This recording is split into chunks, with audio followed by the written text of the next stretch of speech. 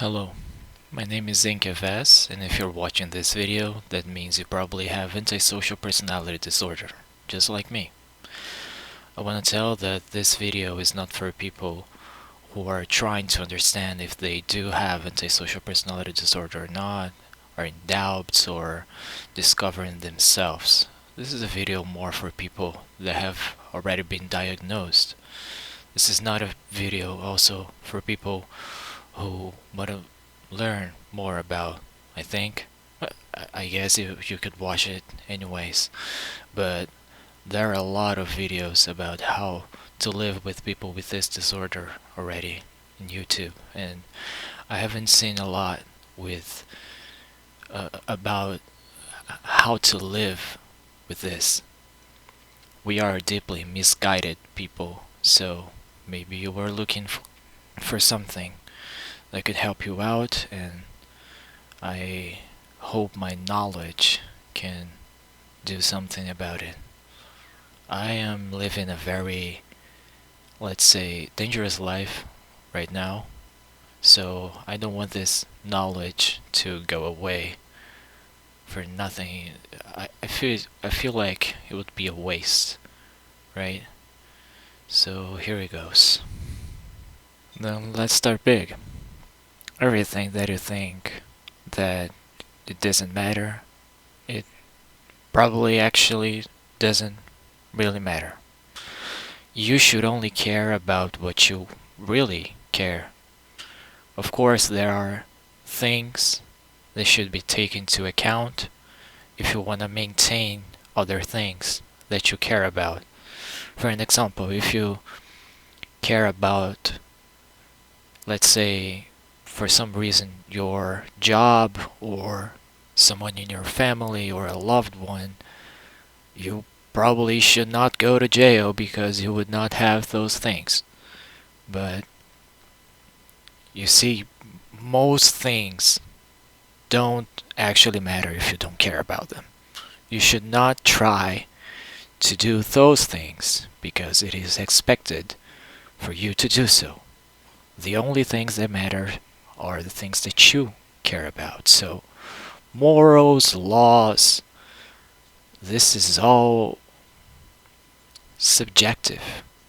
If you look around the world, the laws, morals are not the same anywhere. I mean, in most places are not the same. You can even see subcultures in the same town that those things uh, don't work the same. So you should really pick what is your moral compass and follow that instead of just doing what other people say. What other people say can be useful, in fact, if you want to avoid going to jail, for an example. Of course, I cannot say go on, just commit any crimes you want. That is against YouTube policies. I'm not saying that. But one thing you can be certain is there are a lot of things that are not crimes. And you would be surprised at how far those things go. How much you can do without breaking a single law. You would be surprised, really. You can talk to a lawyer about that. I'm not a lawyer, and I don't know where you are from. For an example, I'm from Brazil, but there are anywhere in the US, Europe, anywhere there are a lot of things that are surprisingly not crimes that you can do. I'm not saying you should do them. I'm saying those things are real. And this goes all the way back to what I said before, that you should not care about things that you don't care. This won't get you anywhere. This, in fact, is painful. It's like you're putting yourself into a cage. You are already living in a cage just for being who you are. By having ASPD, there are a lot of antisocial traits that you cannot or cannot have. That depends from person to person, but it already feels like you are in a cage built on things that you don't identify yourself with. And I mean a lot, like fundamental things that make human beings are not inside us. And this is not something I feel alone. I have talked with other people there that have been diagnosed from all ages, younger than me, older than me, and even people that are elderly. And there are elderly ASPD people, believe it or not. Uh, they are just a few, but they do exist. And they also said that they do feel like they are in a cage, built on morals and like laws and emotional things that doesn't feel like make any sense, right? It is weird to live among those people. Makes makes it feel like those people are really weird, right? I do feel like everyone around me is pretty weird. And this is why you should not do what you don't care about unless those things will affect the things that you do care about, if there are any. We'll get to that. And I think this is one of the most important things, because throughout my life I've done a lot of things that I don't care about, and that was wrong. That hurt me a lot. It got me somewhere, but for a short amount of time. The best time of my life, but not. It was all for nothing. So just think about that. If you care about something, then focus on that thing and nothing else. Things don't really matter if you don't care about them. You should not try to feel like other people do. You should not try to understand, really, how other people think in some ways. Because it's like we are fundamentally different and we will never understand people that do not have ASPD the way they think. We might think that we do, but we don't. It's hard to understand, I know. I don't understand those people myself, but I think that's about it in this matter. Another very important thing to think about is impulse control. We as ASPD people are very likely to give up to our impulses in lots of different types of situations. And that kind of ruins a lot of things. That ruins relationships. It can make you get fired from a job, or it can make you quit your job or your university or whatever you're studying in. Can make you commit crimes. Can all in all, sorry, all in all, this is not a good thing. And I think it's one of the hardest thing to do is to control those impulses. And that goes for all kinds of situations, actually. Not being violent, not letting your ego get over you, or not committing crimes, or not going back to your addiction. All of this is the hardest shit in the world. And man, you're gonna have to deal with it for the rest of your fucking life. There are medicines that helps you out with this, so you might as well talk to a psychiatrist about it. But I have seen a lot of people with ASPD saying that it's not really like magic, so don't expect much, but it's worth a try, I guess. And to hold back those impulses is something you're gonna have to do by yourself. You can have someone telling you when you're going over yourself, but you're gonna have to humble down and listen to this. So it would be a good thing to tell people that you are very impulsive. Those people you have a little bit of trust, at least, so they can humble you down when they need to, you know? And you should listen. Just listen. I know it's hard to understand that people might be right and you might be wrong,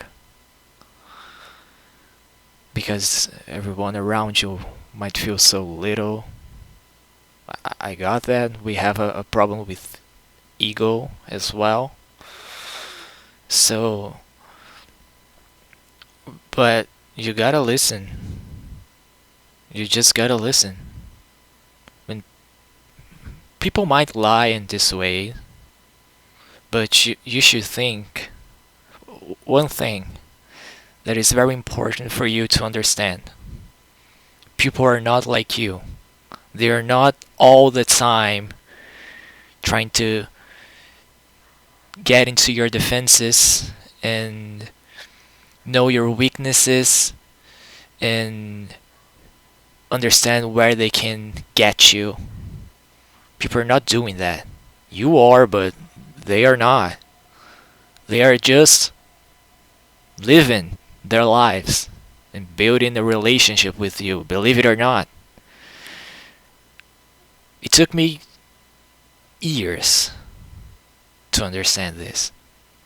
And I still think that to this day, I don't get this as much as I should. I'm not very old, by the way, I'm only 24. So if you're not really against hearing someone that is younger than you, keep going. But if you're against it, you can go. Thanks for listening to this point. But getting to it again. People are not thinking about that. They're not trying all the time to get over you. You know? So you should listen. And when people say you should humble down, you should humble down. When people say they want space, you should give them space. You may know them better than they do, but you may also not. You don't know that. The best thing every time you're gonna make a decision that can change something in your life is to not take a decision at that point. Do nothing. Literally. Unless it's something very urgent, step down, do nothing for like 10 minutes, and when you calm down, then you start thinking about it, and you might as well ask someone for an advice if you don't understand what is going on. So don't make that decision. Simply do nothing. I know that sounds ridiculous, but do nothing, bro. Nothing. Just sit down and do nothing. You should be patient. I have been meditating for 10 years, I think. And it helps me with the anger. That's for sure. The anger and the violence. But with making decisions, it doesn't help me at all. I still make the same mistakes of not stepping down and just doing what I think. It makes more sense.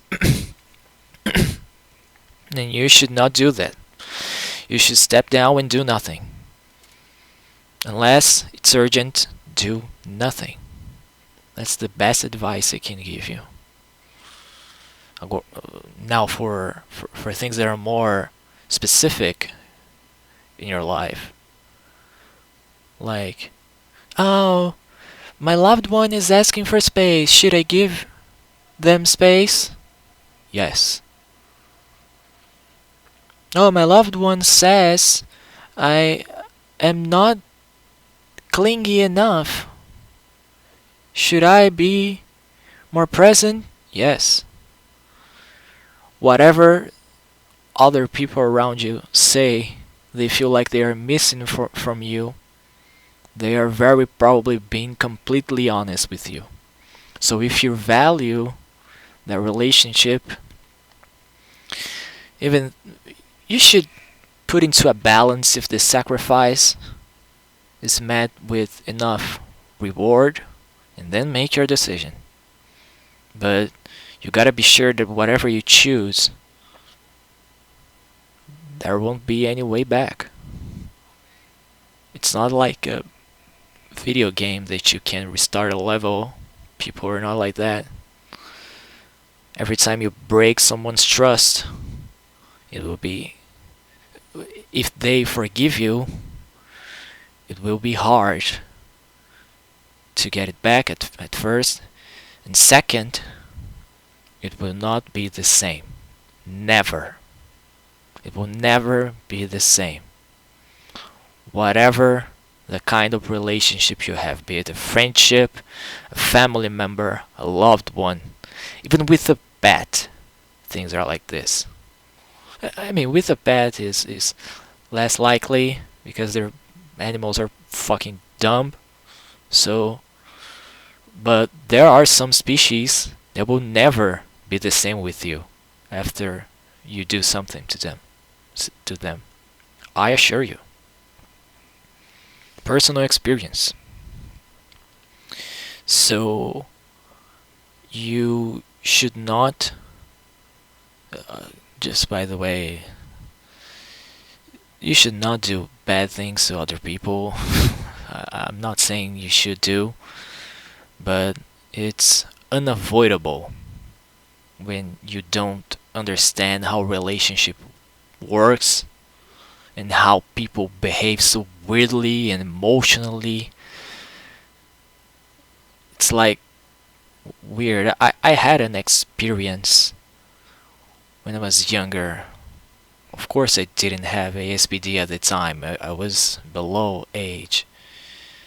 But still, there were some people in my family. They were going to a funeral of someone in my family, and they were staying in my house until the time of the funeral, and I couldn't understand why people were so sad. That didn't make any sense for me, and I made a joke about them sleeping in the bathroom or something, and they got all mad. So, like, people will behave in ways that are very, I mean, I made a joke because I wanted to, like, come on, people, laugh. Stop acting like this. Of course, I know that wasn't right, but that's the thing. Things that are obvious sometimes will not be obvious. It wasn't for me at the time. And there will be some things that are not obvious for you. And they might be for me, and they are probably for people around you. So, step back and think about what you're gonna do or what you're gonna say. Do nothing. When it gets to chemical addiction, like alcohol or other drugs, That's a whole another thing. I never had any chemical addiction, but from what I've heard of people with ASPD that had, they hardly could get out of it without help by themselves. So you should probably look for help in your loved ones, your family, friends. If you don't have anyone, you gotta pay someone for this. You gotta go to those group meetings, see if that suits you. You should give it a try, right? So, but one thing is, I know it's hard to not get in those things. There were a lot of times that I almost got addicted to it. I have history with this in my family, alcohol specifically, and that is very it's a deep temptation, let's say, because if I am all the time feeling such a void, numbness, this could make me feel something, and it does. It's proven, it does make you feel something, but it also makes you more impulsive, more likely to be violent, more likely to crash a car, and to go to jail, which is the worst thing that could happen, because we're all the time thinking that we're so much colder than everyone around us, that we got the balls that other people don't have. That's not the case in jail. Here in Brazil, a lot of the percentage of the incarcerated population is made of people with ASPD. So here you would be surrounded by people like you. So you better hope you have a gang of your own, or you're a big guy, I don't know. But the experience of going to jail is one of the worst in the world. Ask anybody that have been there. They will say it's the worst thing ever. You cannot do the things that you do to distract yourself unless you like a lot to read, and barely even. You will not have many hobbies inside there. You will meet a lot of people that are worse than you and will try to hurt you sometimes. If you're a woman, it might be even worse to be in a jail. And this is simply something that you should avoid. Alcohol in the ASPD or drugs in the ASPD are not a good combination. But that's paradoxical, because those things, they fight the numbness. They fight the void. Right? So how else? Where else should we go if we can't do those things? I don't know. That's one thing. I actually don't know. What I've been doing is putting my life in danger. And that's not a good thing either. And you shouldn't do it. But that's for you to see how hard it is to fight this numbness if you got unlucky and feel this all the time. This void that never goes away, no matter what you do. And from what I've heard, it won't go away ever. You gotta deal with it for the rest of your life. Now, something that I'm not gonna sugarcoat to you. There is no treatment, no proven treatment for antisocial personality disorder. This is said by the International Health Library of Health, something like this. I'm gonna put the link down below in the video description. But there is no proof of any treatment, so anything a professional tells you about treatment of ASPD specifically, not its comorbidities, it is a lie. There is no proof of treatment. I'm not gonna lie, you will find people, especially in the internet, but people might lie in the internet, telling that going to therapy helped them. But I talk to people as well, and I have my own experience, and it was just a bunch of bullshit. Every single time I try, and I try a lot of times.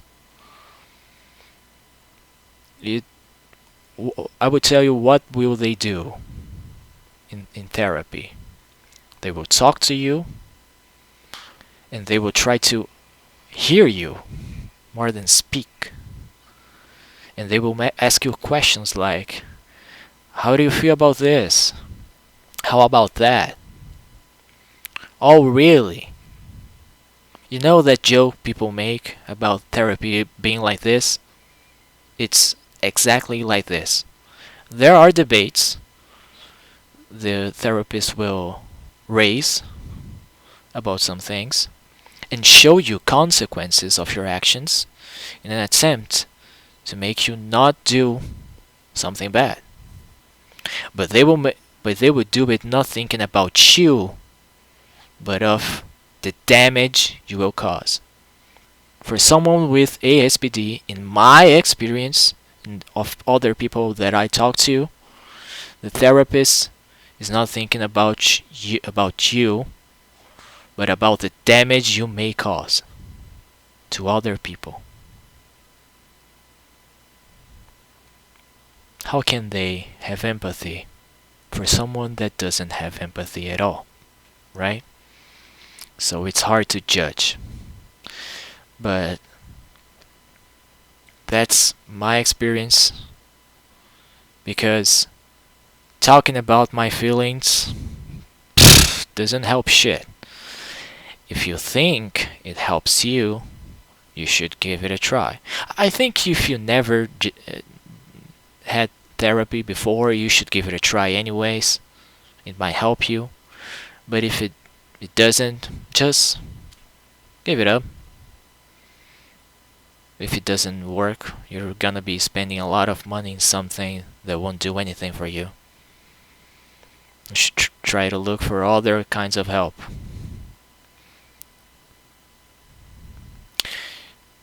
For this, we gotta talk about what to do, right? That was what we were talking about. If I can't do drugs, if I can't drink alcohol, what do I do instead? If therapy doesn't help, do medicines help? They might. It's not like they don't. It's not like they do. They might. You should give it a try, but they will most likely have effects on your body that you won't like. They will get you fat, more, the skin will get all oiled up. They won't ever, if you're a male, I mean, either way, your libido will probably go down, and those things. So it's up to you if that's worth it. I think, as I said before, you should try it if you haven't tried. But your attempt should be long lasting, like for a few months. It's not something you should drop it in the first week. Try for a few months. That is when the medicine actually makes any effect in your brain. Now, how about sex? This is something you should be really free about. Of course, just don't commit any crimes while doing it. Because, well, of course, because it's wrong, and the consequences are even worse for you. In jail, people they are rapers are raped, tortured, and all of that. So you shouldn't rape any human beings or animals or whatever. Those people are treated even poorly in jail. And you will probably get caught. The technology nowadays is far better than it was years before. So know that. Aside from that, I think that might be something you could focus on, but I don't know if you ever heard of a nymphomaniac, someone that is addicted to sex, that is not healthy at all. And if sex is the only thing that makes you feel alive, that's another issue you gotta be alerted about. That is alarming. And if you got to a point that you don't have any, or have like only one or two things that makes you feel alive, you are depressed already. And people with ASPD are more likely to have depression than regular people, and are even more likely to commit suicide, to attempt against their own lives or against others as well. And this is alarming. You probably have tried to kill yourself already. I haven't met a single person with ASPD that haven't tried at least like 3 times. So if you are lucky if you haven't, that's good for you, but that's probably not the case. I'm not gonna say you're not alone. That doesn't mean shit, right? This only works. I don't even understand how knowing there are other people going through suffering makes them feel better. This doesn't make me feel nothing at all. That doesn't make any sense in my brain. So I'm not gonna say this. What I am gonna say is that you are fucked. Because you might not actually be completely alone. There might be some people that can help you, but there might as well not.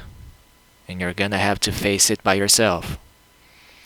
What I mean by this is that since people can't get what makes you suffer, it makes it harder for them to help you, for those that even want to help you. And one thing you gotta know, they are probably not expecting anything back like you would. So you don't have to worry about that, but I understand why not trusting everybody is a wise decision, and sometimes I agree with that. But sometimes You gotta try to give them a chance to help out.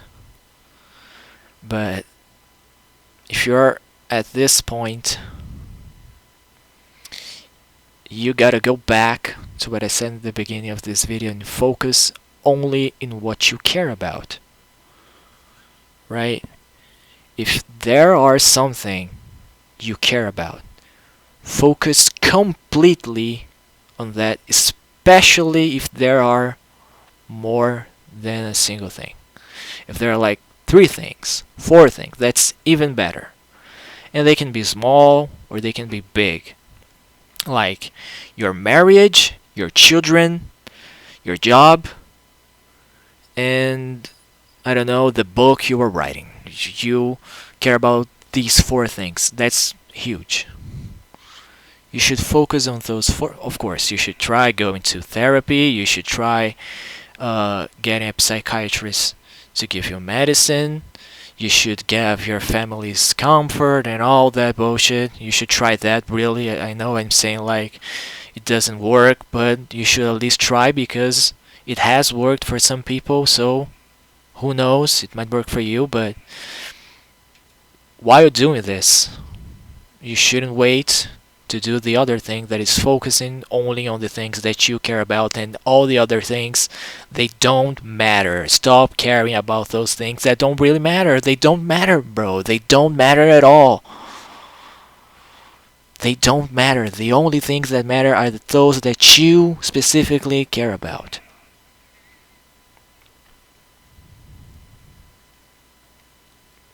Those are the only things that matter.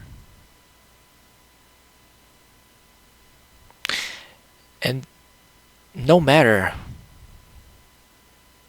what you have to step on, or what you gotta do,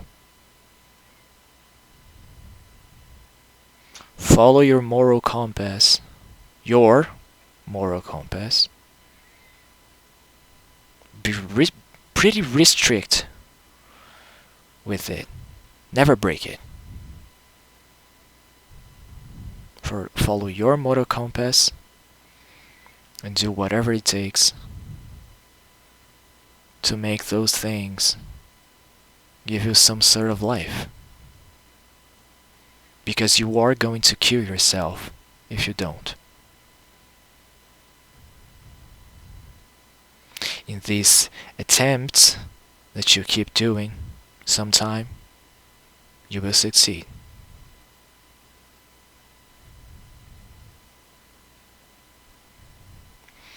And overall, that might be what you want, but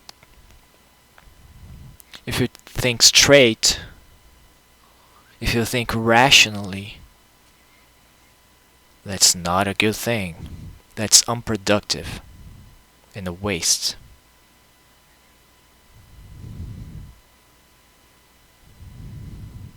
Death is a waste if you think about it.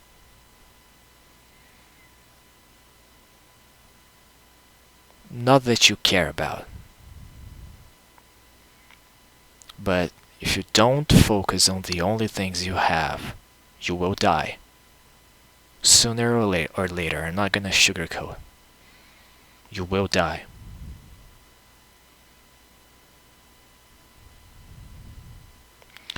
Now, how to deal with the impulses of violence. That's the hardest one for me. I'm a very violent person. Very. Probably the most violent person I know personally.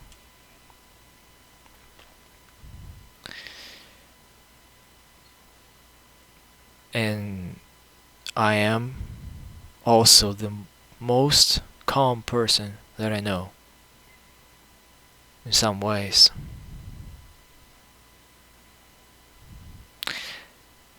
I haven't been dealing with my violence the better way I could nowadays.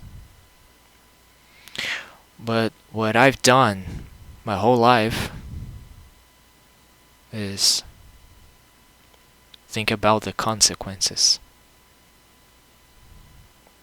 Do not try to find reason not to do it. You won't find any.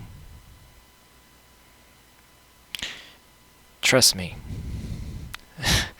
If you forget the consequences and think about it, there aren't reasons for you not to be violent most of the time. But when you think about the consequences, then it all makes sense. If I don't want to go to jail, I can't pick up fights. It doesn't matter that I would win, that would beat the shit out of that person.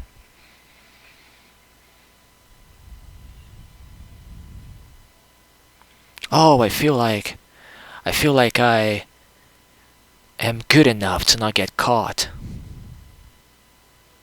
Maybe, but maybe not. You don't know. And I wouldn't try if I were you. Of course, in some situations there is no way then not let the violence take control. Sometimes the violence is necessary for a situation, but it's hard for you to read. As someone with ASPD, you will hardly get it right.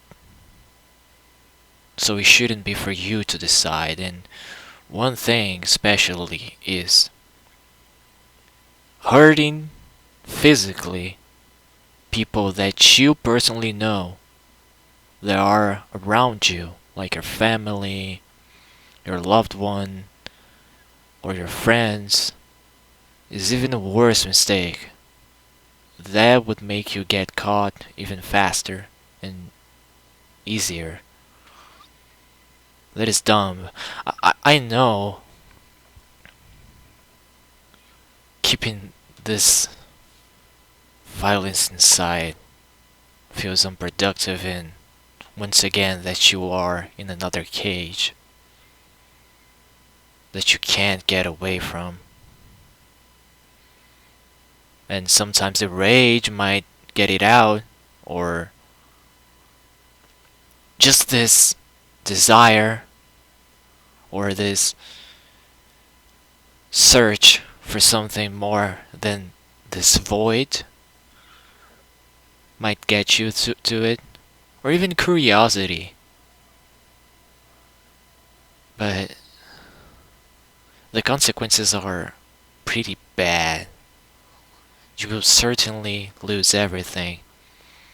When you get out of jail, if you do, after committing a crime and getting caught, it will get harder for you to get a job.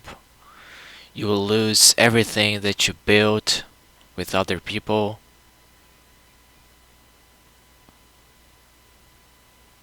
And this doesn't come to mind when the violence gets over, right? And the problem is there is no solution but to do nothing. That's on you.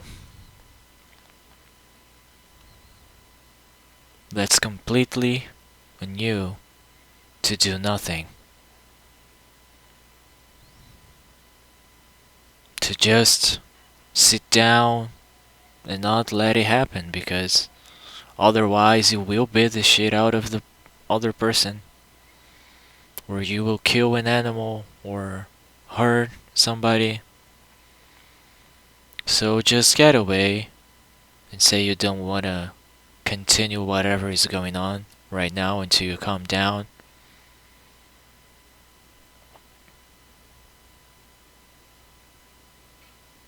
But this violence is present even without anger issues, right? Like there is a devil inside you. And that's not only for violence, but to bad things in general. It's pretty funny to see someone fail at something, or to be a part of something that makes something bad to other person.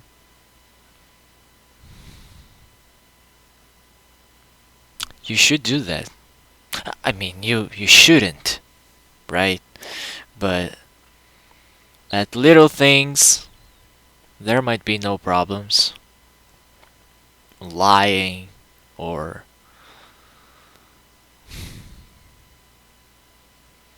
It hurts to fit in this cage that people want you with the ASPD to follow. Yes, it is better for them if you don't lie, if you don't put yourself into situations where you can manipulate someone, or if you just come down and do nothing.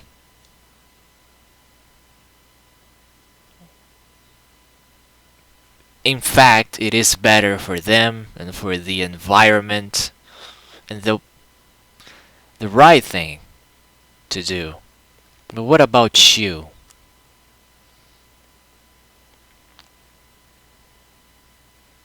The things that make you feel good. You should put into a balance.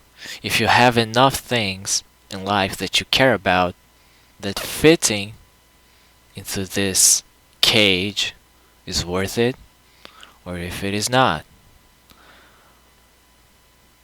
For someone that does have a lot of things that they care about, I do think it's almost an obligation to follow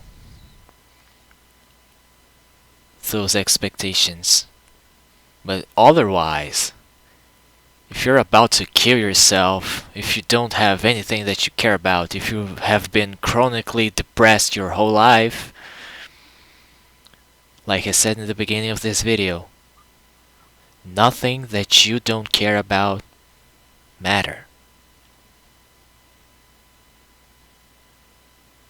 Once again, I'm not saying for you to go out and commit crimes. That is not what I'm saying. Alright?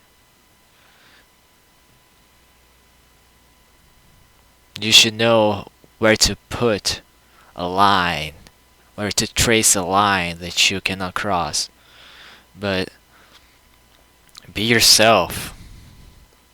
It's freeing. Not having to wear those masks is freeing.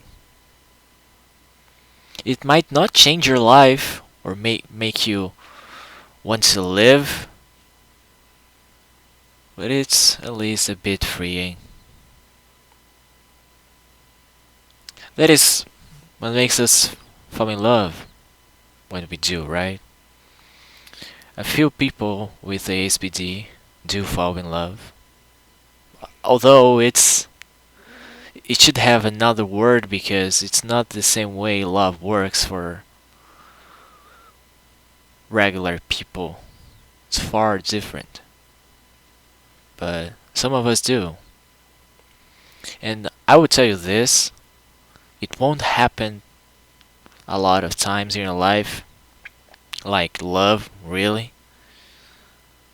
If you got to it twice, that's already too much. Because for love, you have to have empathy for that person. And we are known to not have empathy at all, or have very diminished empathetic capabilities. But there are selective empathies for some people, right? Be it for a person or a pet you like. It will happen like 1 to 4 times in your life. I hope it does, because if it doesn't, that's even worse for you. But it will happen for like 1 or 4 times. Not far from this. Not much more, not much less. And if you are lucky to one of these people be someone you fall in love with, that's probably because that person saw what you showed about your real self, and they didn't dislike it. They didn't judge. You could be yourself. That's probably what happened. But I'm sorry, if you truly love that person, get away from them immediately. You will bring probably nothing but pain. You will see some people with ASPD that do have families.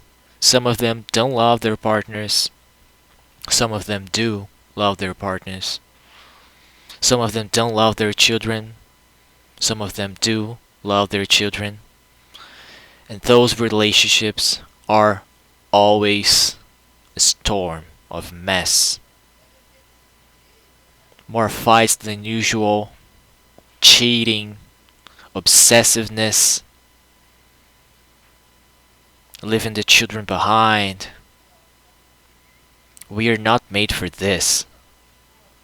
Even if that is your dream, like childhood dream, if you think this will fix you or fix your life, it won't. Because either you're gonna take that like nothing and treat your partner poorly and cheat on them, hit them, or either you're gonna be obsessive with them and that will hurt them either way. So if you don't love them, that's one thing, whatever, do whatever you want, just be aware of the crimes. But if you do love them, if you really care at least a little about them, you should immediately get away from them, no matter if you're on a peaceful time right now. You will do something bad eventually.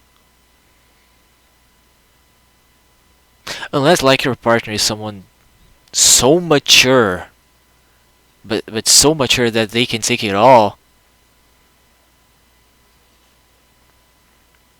And don't get me wrong, it's not like we cannot change. We can't. We do if we try.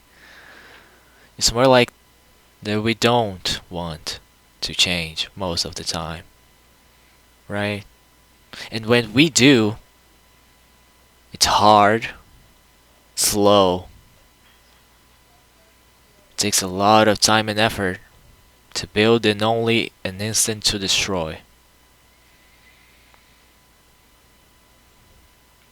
We are not made for love life, but you can date someone you don't love.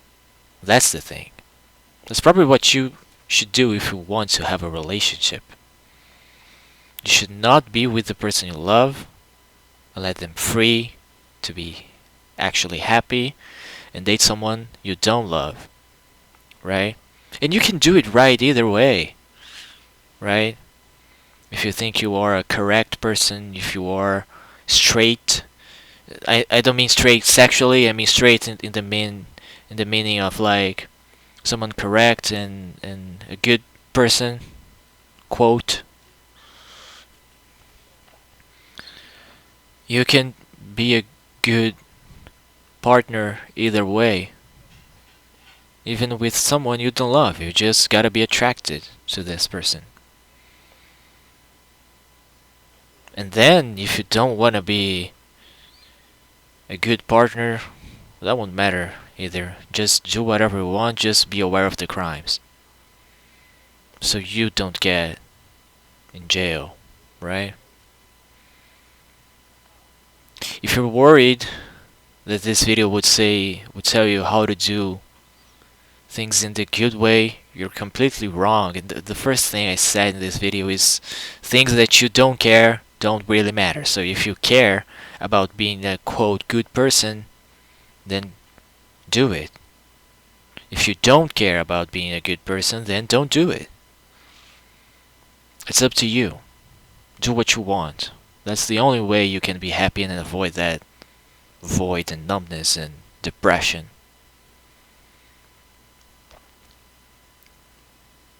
That's not only from my experience, but talking with a lot of people with ASPD too.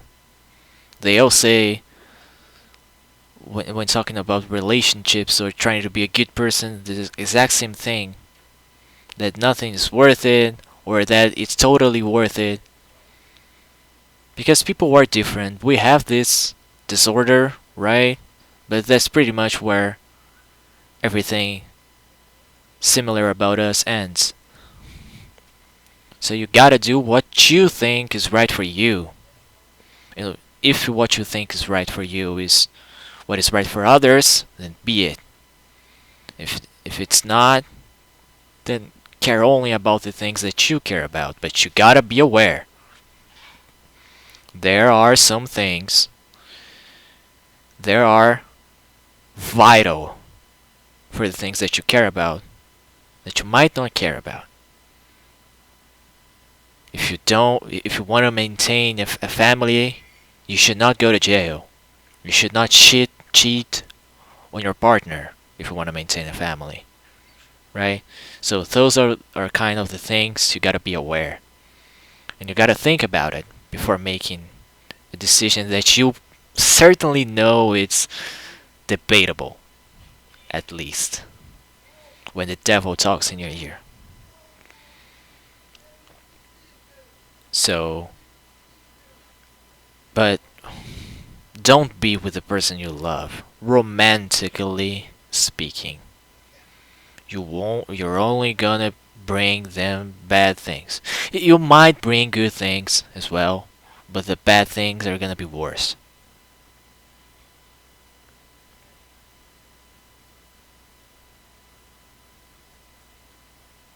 Now, about family.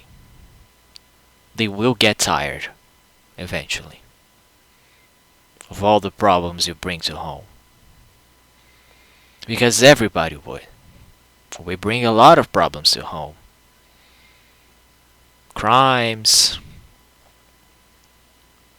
a very bad demeanor, let's say, or quitting jobs, changing hobbies all the time, not being able to function very well with money, and addictions,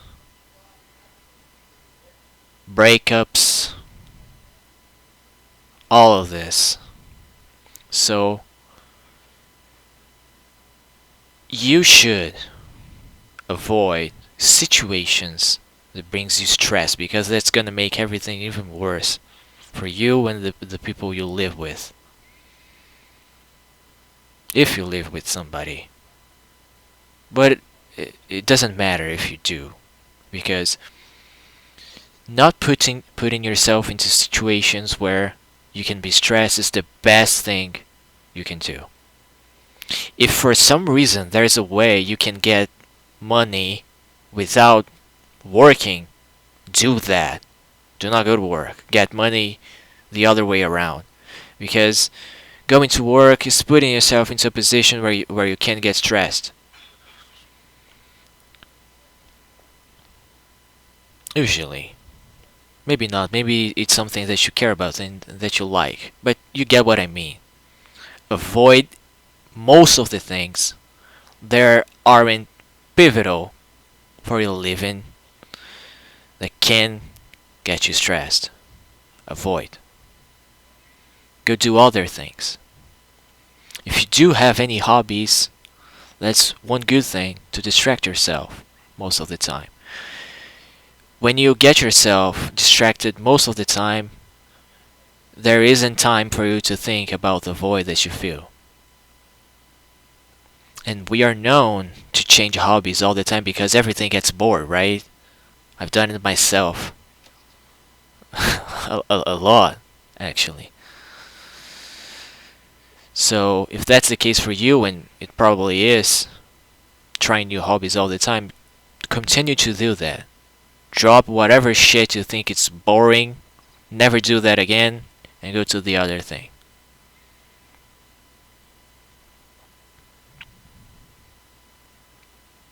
Avoid stress. And with people, to avoid stress, you gotta avoid being like a shit. The more you lie, the more you manipulate, the more you do things behind other people's back, the more you break promises, the more you treat them like shit, the more this will be thrown back at you and you might get stressed. So that's something to avoid most of the times, and especially with people that you are surrounded with. Now, should you trust your friends? I don't think so.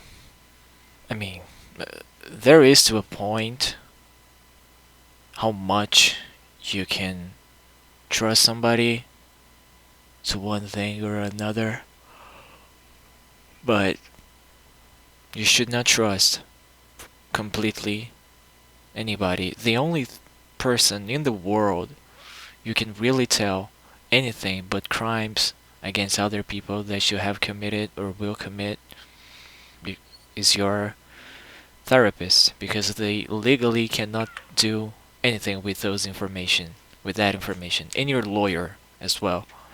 But otherwise, all the people around you can change their views on you depending on what you tell them, how you behave,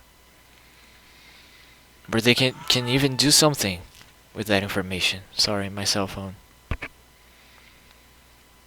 But they are not looking for this. They might be if they know you have ASPD. So here's the question: should you tell somebody your condition about your condition? You should tell everybody that lives with you about your condition. But you gotta use the right words, otherwise they would think you're like the Joker or Ted Bundy, which is not the case. Or it might be, who knows. But you should tell the people you live with about your conditions. And otherwise, only if you have a significant other or children, and use the right words as well. But no, you should not tell people about this. There are some advantages and some bad things about telling other people. There was a point in my life that I was pretty mad, and I told a lot of people that I knew. My therapist at the time told me I should tell everybody I knew, so they could decide if they wanted to maintain a friendship with me. So I told everybody I knew, most of the people I knew, about my condition. And this made some of them more scared about me, which was good and rightful, by the way. People should really be scared about us. I don't think that's a bad thing, actually. That's the right thing to do. I would be scared in their place. And that's because we are actually dangerous, right? As I said before, we really are colder, and we got the balls that people don't have. We are very impulsive as well, violent. We can be violent. We can have problems with rage and anger issues. So it's the right thing. But what was not the right thing was telling everybody. The good things, as I said, some people got scared, some people respected me more, and some people got the mystique eyes on you. But that is bad for your ego, because we already have a huge problem with ego, right? Not all of us, but most of us do. We do feel like other people around us are inferior, or below us, or dumber, like Bray. So this was bad for this. I saw them even less as I saw them before. I told them about it. So it's not a good thing. The other thing that is bad is you will lose some useful people with this. Some people will get away from you. Some people that are useful for you. So don't tell them this. And some might be smart and start to know when you're trying to manipulate them or when you're lying, but most of people won't. Just be aware of those things. You should not tell. It's better that way. Now, for the reason it's better for you to tell the people that you live with is because they will understand what you're going through a little bit better. They will not understand ever. Be aware of that. They will never know what makes you suffer, let's say, what comes as bad with this disorder. And I'm gonna get to that as well. The things that are bad and the things that are good with it. But they would understand it better and would know your barriers better. Like what they should avoid doing to you or telling you. Especially if you tell them and if they go search on the internet, there's a lot of things about ASPD people, but they all paint us like devils, and with reason, right? Come on, you know all the worst people in the history of humanity probably had the same problem as we do, but I know also that we are not all like this. Some of us don't even commit any crimes their entire lives, and we are successful lawyers and surgeons or professors or business people. But still, you gotta educate the people that you live with about your condition. There's a lot of superstition in the internet, right? So that's my advice. Don't tell everybody. And your significant other should know because they were gonna be dealing with someone like you. They should know. Really. That's gonna be better for your relationship if they do know. Better for them to forgive you when you do something bad. Because you will do something bad. That's unavoidable. No matter how many good things you do. That's my alarm. Sorry. Now, back to it.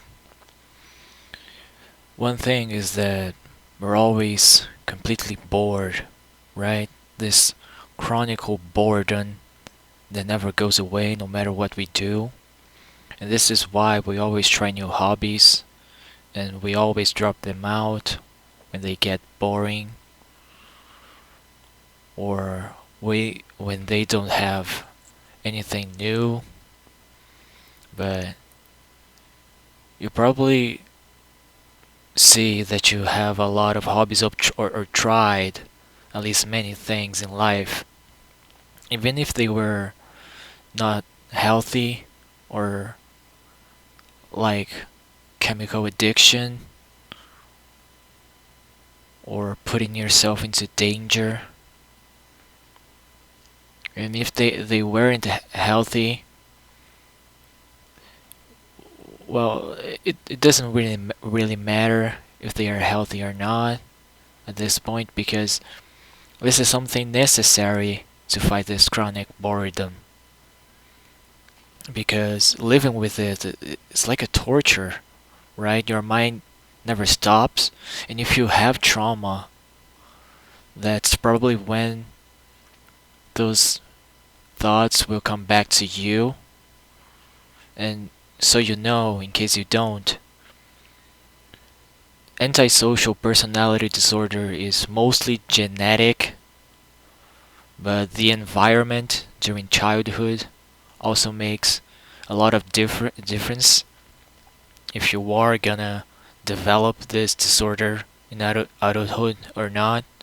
So most of us have a lot of trauma behind during childhood, like rape, aggression, abandonment,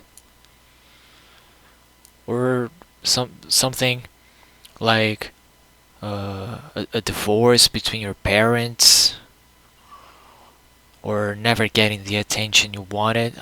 I for myself don't have any trauma, I mean, everyone does have a little, but nothing major. In my case, it's mostly genetic, really. And my parents were like very open to what I could or could not do, and that allowed me to do bad things behind their back. So I think that's where it comes from, but it's mostly genetic.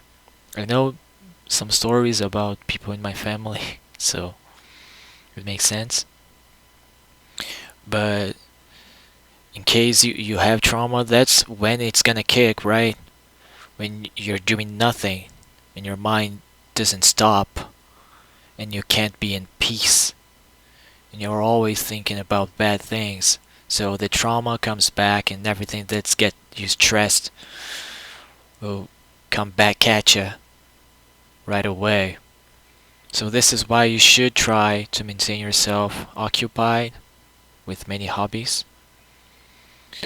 People would say you should get this with people, but for us, I think this is not a good idea. I mean, everybody in the world wants to build relationships with other people, and that includes us, no matter if it's for good or for bad, let's say, in this way. But it doesn't mean that we want this all the time. I for myself, am very lonely, and I kind of like it in some ways, but in others, I don't. But uh, I don't think leaning into people would be the answer for this. I guess they can help you by getting you occupied and having a real voice in front of you. But what I would say is getting those hobbies is the best thing to do. A lot of them, the most you can. Maintaining yourself occupied with what you care about, what matters to you. If you are very lost about this, what to try, I don't know how old you are, but there is one thing that no matter your age, you may find an interesting hobby. That's gonna sound ridiculous coming from someone that is 24 years old, but video games have been getting mainstream now, and I think they are a great way to spend your time. You're gonna blink and wow, 4 hours have passed since you started playing. And sometimes you're gonna get interested in the mechanics. There is a challenge to it. It's very mechanical and it's about skill.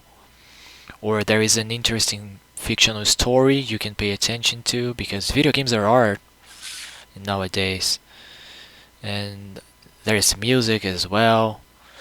So I think that's something you should give it a try. Pick something you have interest in it and find a game about it. Like if you like soccer, there is a soccer game. It's EAFC, I think, the name. If you like Norse mythology, you can try God of War from 2018. Or if you're into medieval, you can try Chivalry or fantasy medieval. You may try Baldur's Gate 3. There's a lot of type of video games. If you want something more casual, you can try Mario, Sonic. So that's a tip. Video games can do a lot to spend your time. And since they are all very different from each other, you will hardly drop the hobby so soon if it clicks with you. I have dropped it mostly, but I still find myself playing from time to time to get myself occupied and don't go put myself in danger as I have been doing so.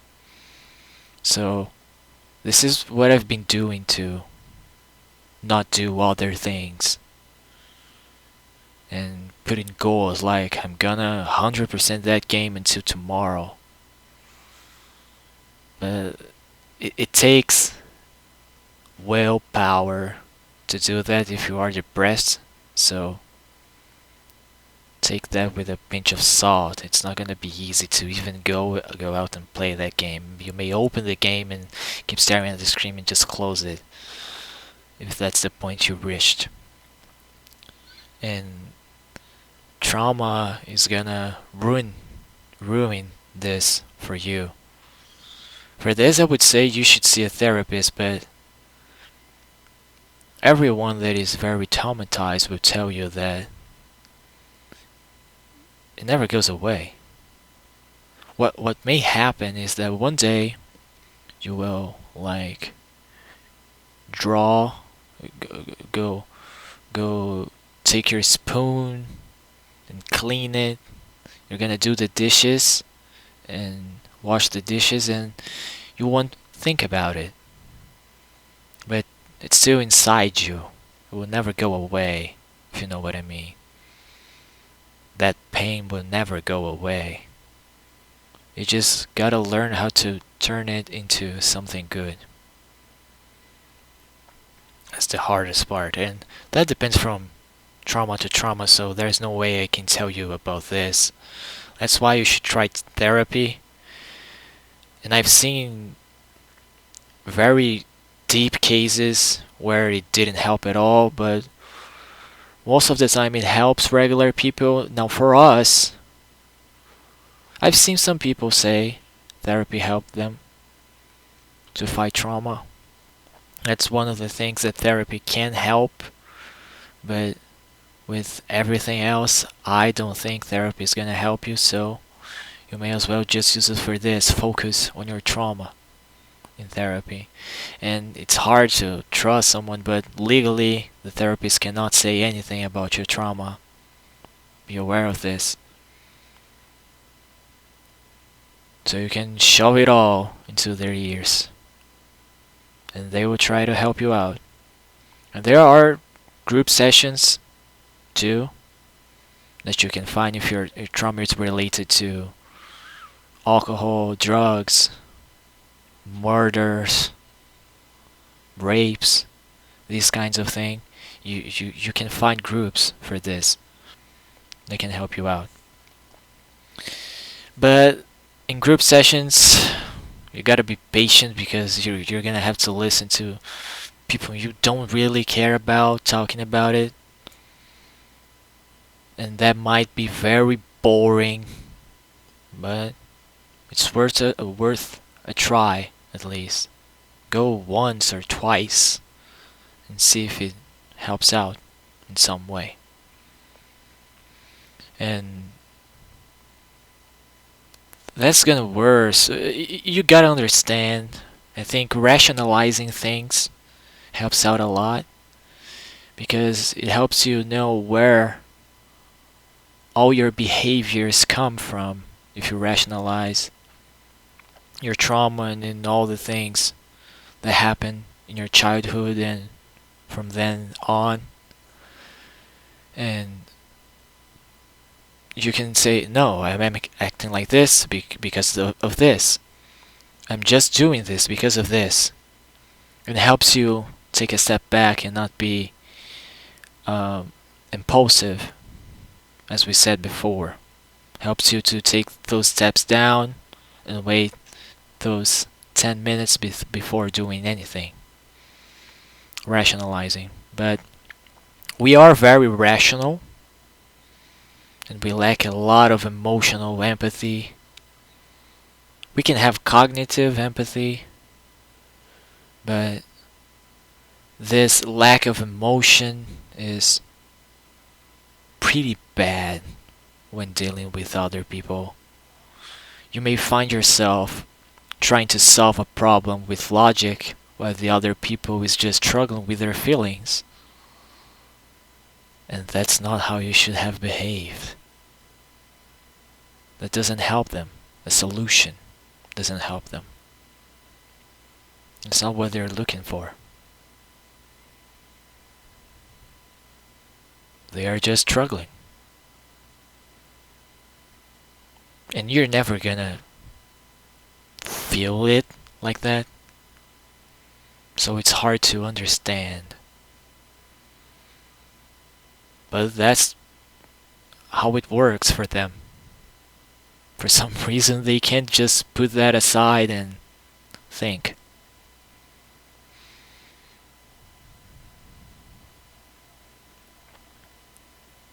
And it's your job to, if you care about that person, to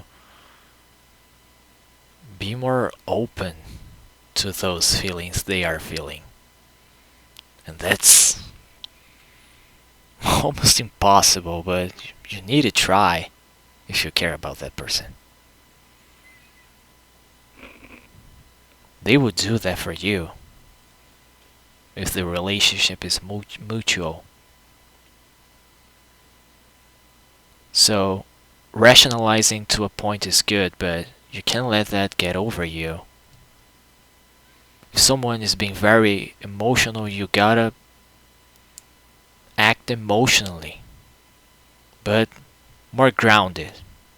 Don't be a storm above a storm. Like if they are crying, putting out a tantrum, hug them and say everything's gonna be okay.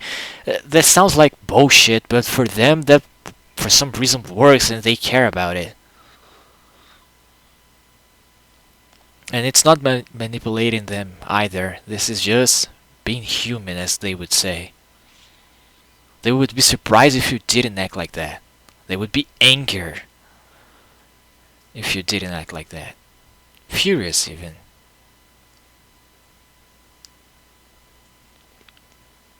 So you gotta be human to act with people you care about. Hard, I know.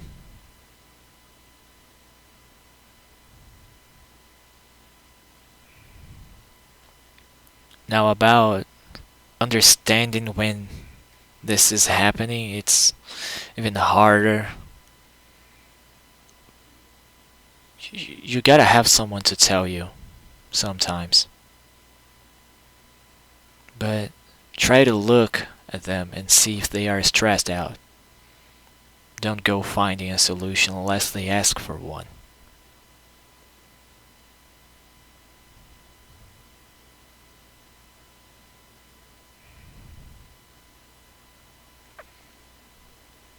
About people, either you care or you do not care.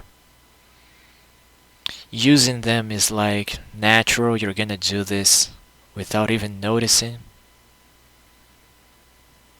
It's in our nature to use other people.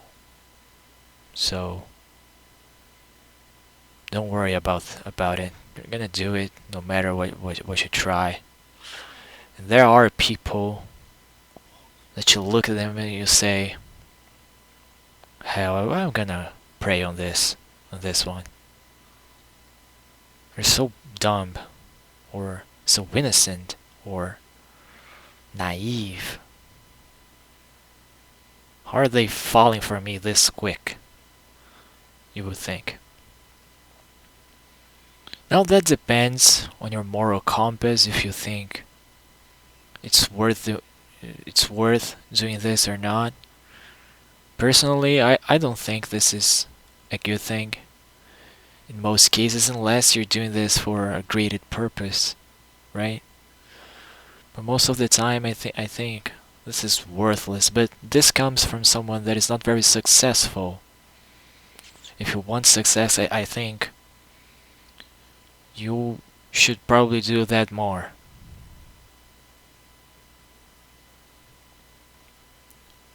Once again, the only thing that matters are those that you care about. So you can do that. Just be aware of the consequences, and if you are gonna commit any crimes, just get a good lawyer, I guess. Because in the world we live in, money is everything. There are no crimes for those that have money. You see all the time in the media. There are no crimes for those that have enough money. So that's also something to keep in your head.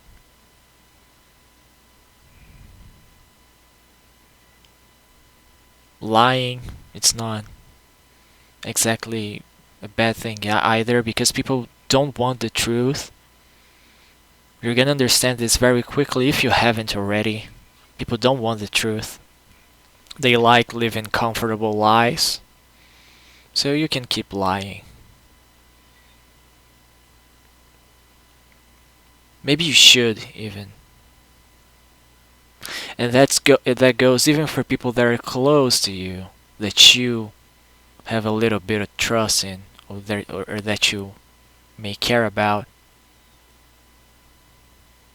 You should probably keep lying to them. Being honest about deep things won't get you anywhere. I'm not saying that you should keep lying on things that affect them directly, but more things about you and yourself. You should probably keep lying about those things. People don't really want to know.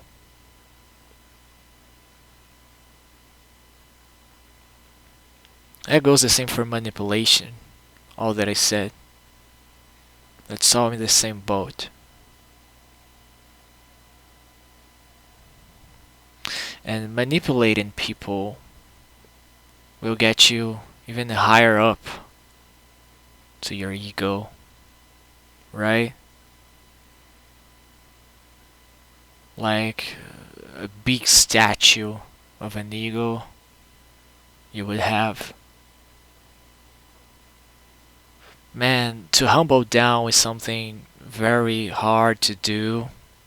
To understand that there are people that are better than you, that deserve respect. Because most of the time they won't show any sign of this. And I'm gonna tell you, there's no reason to look for this. Humbling down will only be good for you to be more rational when making decisions. That's a good thing, I guess. But and when people are telling you things that you might not know, as I said before in this video, but there's no reason for you to suddenly think that people deserve respect when they don't show you that they deserve respect. That's a waste of effort and waste of time. It's trying to fit into that expectation that I said before, putting yourself into a cage once again. You are probably better than most in the things that you think you are, but you gotta know that you're not the better in the world. The best one in the world. That's not the case. There's always a bigger fish.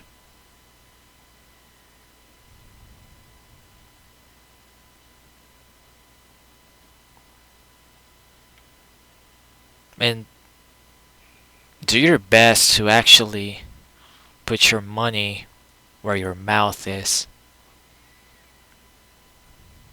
Because lies have short legs. Sometimes people may catch on.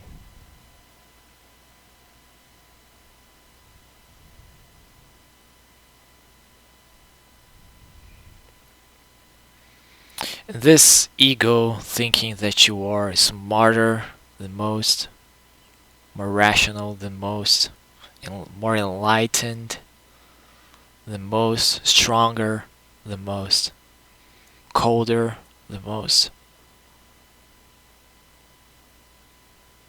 actually connects to this feeling of loneliness. Because people are so different from you that you feel alone. I have seen a lot of people with ASPD saying that this, and this is very clinical as well, that the antisocial name comes from not feeling like they fit with everyone else surrounding them. And that's true. I feel like this. Everyone I talk to feel like this. You probably feel like this. And you can get company. It's just very, very hard. I would not recommend building friendship with someone with ASPD to combat the loneliness. We will not provide this kind of thing because this is something only a human could provide. Like a person that is more humane. Let's put it this way.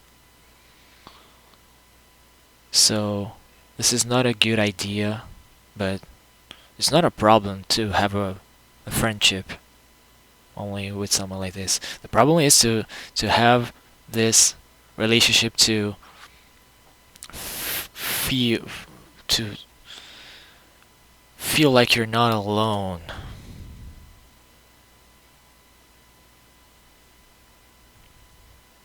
We are not very trustful, so be aware of this. Do not fall for this. But it's not like doing this with other people is easy either, right? Picking someone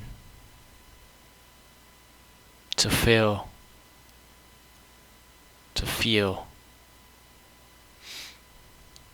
that hole, that void and numbness.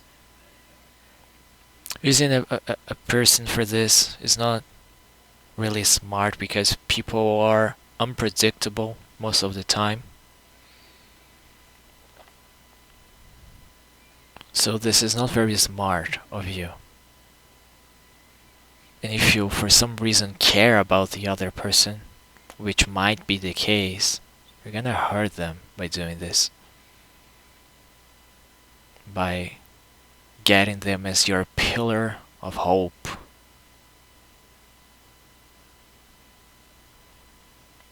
This should not be a person. This should be another thing, like a goal, a dream, an activity, a characteristic about yourself.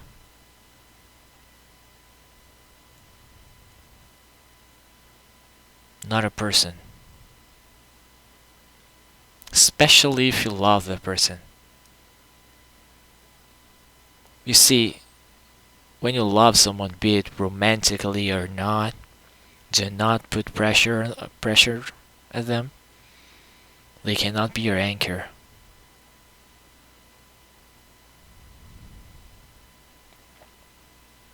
For people like us, losing the anchor is unrepairable.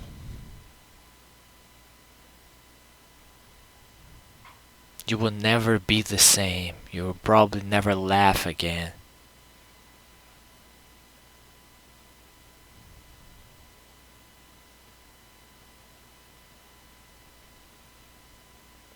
So, either if it is your mom, your best friend, your significant other, your partner, your children, you can't use them as anchors to feel that loneliness. If you are using people for this, there should be multiple. But that's hard because you don't care about that many people, right?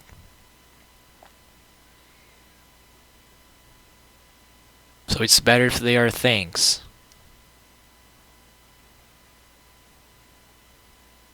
I just don't know if that is possible. I know there is a lot of us, like a very major of us that care a lot about money. I think that's a good thing, caring that much about money. Because it's something that it circles through hands all the time, that you need to survive, so you're gonna be after it either way. And it sets goals for you to go after it, right? So I think that's a good anchor. Money, power, Those things. Now, people, no, don't go after that. You might even get yourself to be a murderer if you do that, or worse. And that will get you in trouble, and that will hurt the person that you care about.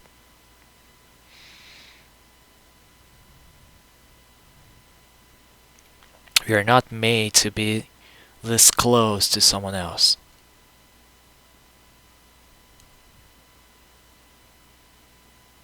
Especially if it is someone that we truly care about. We're not made for this. Maybe you are. I'm just talking about personal experience and the experience of others that I talked to and what I also saw on the internet. But as I said, people in the internet may lie. They might not even have ASPD, or their stories might be bogus. But I'm trusting more in my personal experience and the experience of the people that I talk to.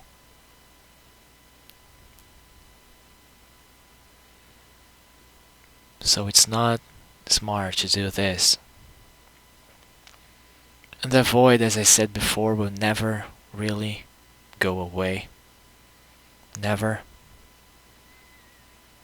So you just gotta fight with other things that you care about. Now, as I said earlier in the video, if you don't have anything that you care about, anything, you gotta find it, or else you're gonna die. You're gonna kill yourself probably.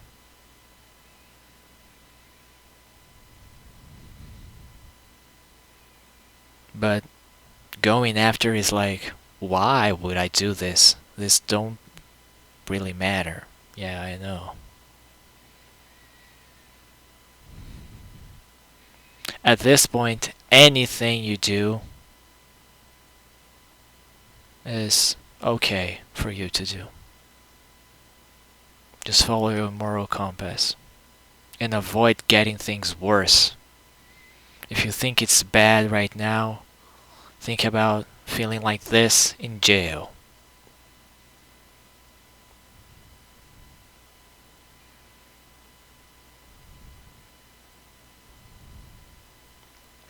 Where you need to sleep on the floor.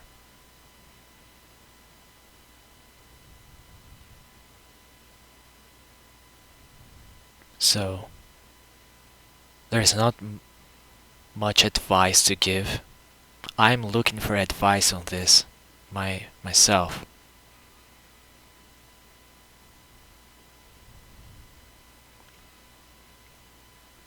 And this gets us to a very sensitive topic, but once again, I'm not gonna sugarcoat anything. This video is not for fruity people. So,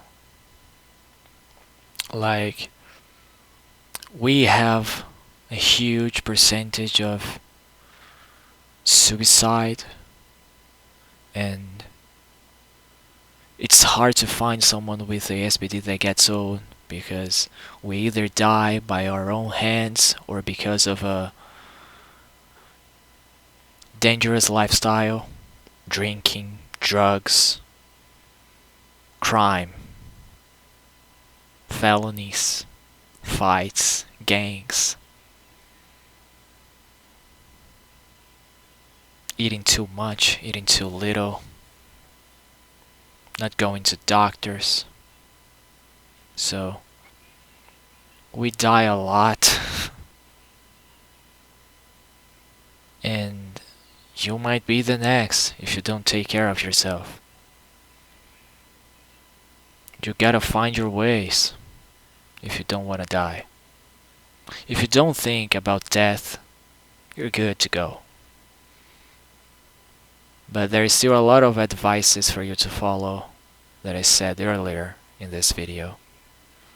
But now I think it's most for people that think about death a lot. Everyone dies eventually. So you're gonna notice that people still get shocked either way when you talk about it. And people are very emotional, right?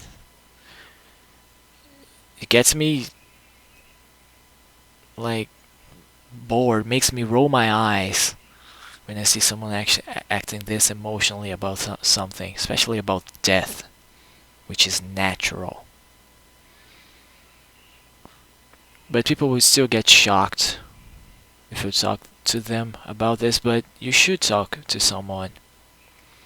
Some people will abandon you because of it, but some will not and will try to help.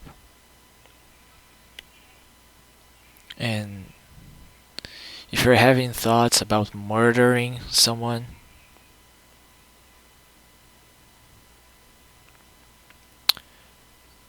try to hunt an animal. I know it's not the same as killing someone, but it's at least something you may try if you haven't already. Get a license and go hunting. Or, depending on where you live, you don't even need a license to hunt. Get a gun and go hunt. Or a bow, if you prefer, but owning a gun for us is very dangerous because we can just shoot ourselves. I don't have one, and that's the only reason I don't have a gun. Or because we might as well just one day step out of our homes and shoot someone else. That's the other reason I don't have a gun.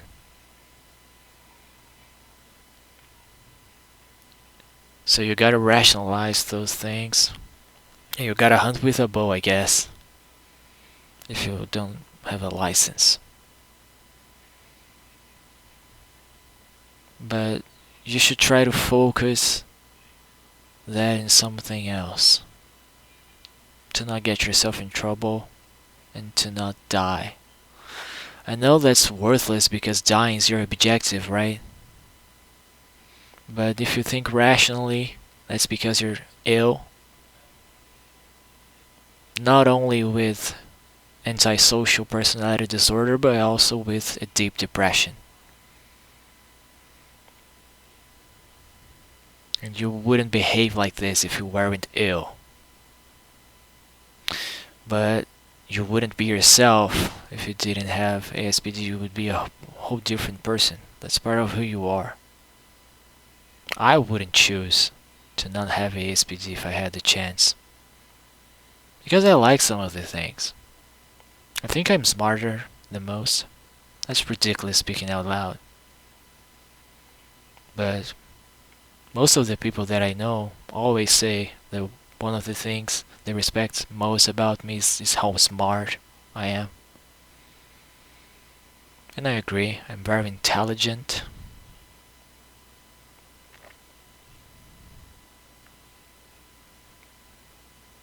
And I wouldn't be like this if I didn't have ASPD. For a number of factors. But the chronic boredom, this eager for violence, this emotional distress, this lack of capability of connecting to others and to other things is killing me. And it might be killing you too. And there is no treatment for this. You might fight depression separately and may change your life by your own ways. But doing one thing at a time won't get you anywhere. You should try to treat all of them simultaneously. Sorry. And you may still find no results. Then you gotta carve. what you think you should do. It might not be healthy and people may not understand, but if they don't let you die, that's what you have. And remember, never break your moral compass. Because that's part of who you are, right? Don't let depression and suicidal thoughts destroy who you are.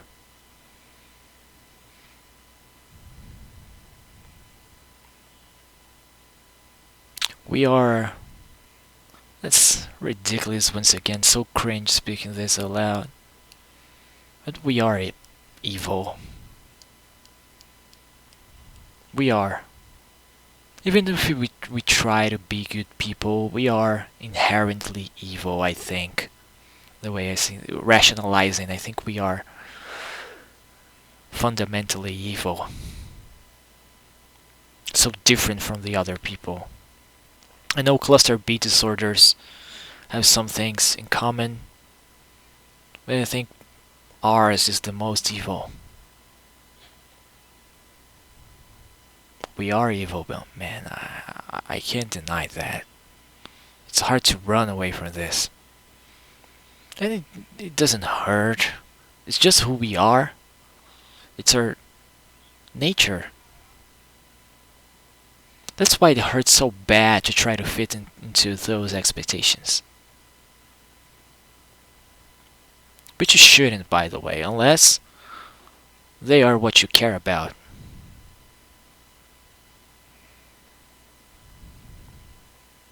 And they will never understand why we are like this. Unless they were in our brain to feel like we do in our bodies and minds. The same way we won't ever understand why they are like that.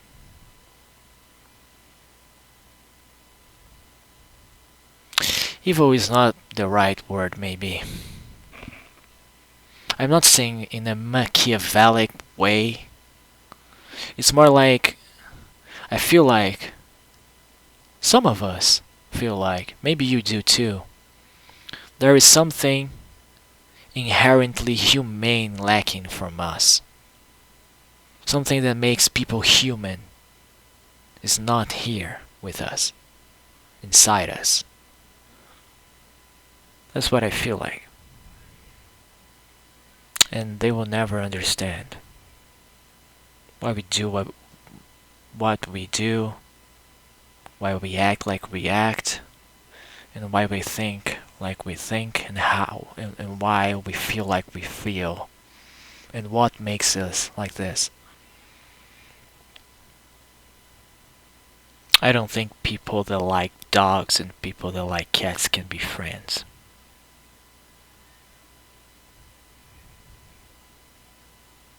That's what I think. I hope this video helped you in some way. それじゃ、グッバイ世界